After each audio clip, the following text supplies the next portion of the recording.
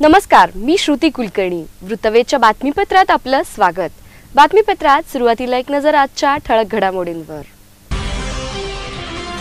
केंद्र सरकारनं साखर निर्यातीवर अनुदान द्यावं, साखर महासंघाचे अध्यक्ष तथा खासदार विजयसिंह मोहिते पाटील यांची मागणी. आमदार सुभाष देशमुखांनी सादर केला 100 दिवसाचा लेखाजोखा. रेल्वेनं अतिक्रमण काढू नये ही भाजपाची आग्रही भूमिका. विज्ञानातील अनेक क्लिष्ट संकल्पना कार्टूनच्या मदतीनं सोप्या. लखनौ इथल्या डॉक्टर प्रदीप कुमार श्रीवास्तव यांचं प्रतिपादन. सोलापूरच्या विकासासाठी सकारात्मक पत्रकारिता आवश्यक. आजी माजी पालकमंत्र्यांनी मांडली भूमिका. सिद्धेश्वर यात्रेतील उत्कृष्ट वार्तांकन स्पर्धेच्या पुरस्काराचं थाटात वितरण.